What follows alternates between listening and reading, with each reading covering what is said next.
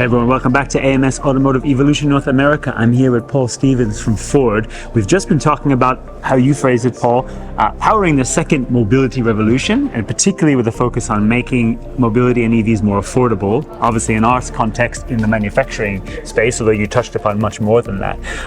Let's talk about how you can do that in manufacturing. If we look at areas where we need to reduce cost and waste significantly, where's the low-hanging fruit and what are the strategic areas to focus on over the next years? Yeah, there's three major things that we're focusing on to try to really move the needle forward on advanced mobility, affordable mobility, trying to really push the bar. It starts with the right product, having all the complexity together in a way that provides the most value to the customer. It's really about reducing complexity. Then we talk about the process. How do we manufacture the vehicle in a way that is driving the most value as possible for the customer? That includes things like utilizing autonomous logistics technologies, trying to be smart about automation and where we're storing material, how we're delivering things. So there's a lot of tails to how we're putting the vehicle together. And then of course, people tie it all together, getting the right people in place, the right talent, having that culture of innovation, and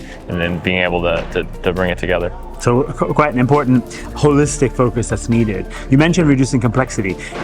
What do you see as some of the key areas of complexity that we can focus on that would reduce complexity and therefore cost in manufacturing? Sure. When you dial back time, we're able to, from an early spot in a program, we're able to look at combining parts together, to focus on larger assemblies that in the past would be 20 or 30 pieces. Now we can combine things and get them to 2 or 3. So not only are you saving on piece price when you do that, but all the freight from an environmental standpoint, there's a lot of impact by having different assemblies from all around.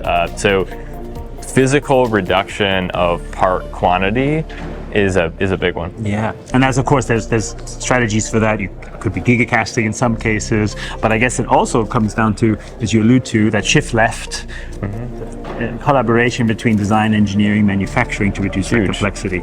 Oh, absolutely. It's a partnership. You can't throw things over the wall from design into manufacturing and just hope that the piece price ends up being something that's affordable to the customer. It has to be a collaborative effort from early on in the process, and not only between the design community and the manufacturing community, but also the supply base in order to have an optimal solution ultimately for our end customer, which is what matters. Absolutely. And I think one of the things in your presentation you focused on was autonomous robotics, autonomous systems, be that for logistics, different kinds of automation. Sure. Talk a little bit about where you're focusing and where you see some big opportunities there. Yeah, I love talking about autonomous logistics. It's one of those technologies that directly eliminates non-value added work.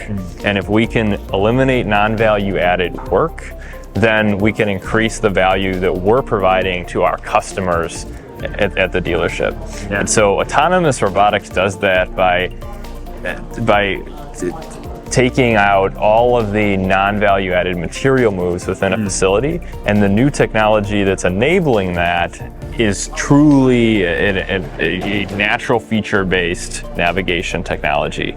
So in the past, you'd have these very complex, very expensive systems that would automatically move material around a facility, and the consequence of that was lack of adoption. You might have a handful of these units in a facility. The new generation of autonomous robotics is a lower cost, and it's a very flexible fleet.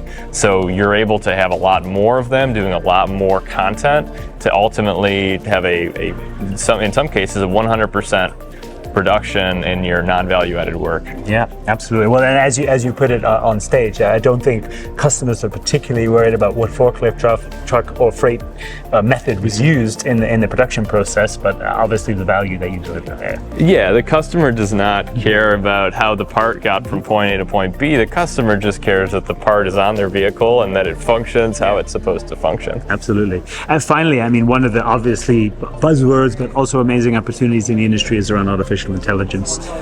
Where do you see this going next in the manufacturing? What role will it play in this objective of making manufacturing and therefore products more affordable? Yeah, it plays a huge role. One of the technologies we're working on right now is utilizing artificial intelligence to not just simulate a manufacturing environment. We've been able to simulate manufacturing for a long time. Yeah. But it's about simulating it, emulating it, and then optimizing it in real time to be able to provide the most value to our customer. That includes having very high utilization of our manufacturing assets. An example, just like what we talked about with autonomous robotics, is an artificial intelligence model in a fleet management system can produce a really high utilization of that fleet beyond what a traditional programming method can do.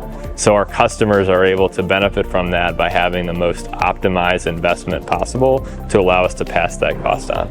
Fantastic. Well, Paul, it's quite a journey ahead. We really look forward to sharing more of it with you, hearing from you. Thank you so much for being with us here at the conference. And thanks everyone for tuning in. Watch out for more insights on AMS about what Ford is doing and the rest of the industry to make manufacturing more competitive and vehicles more affordable.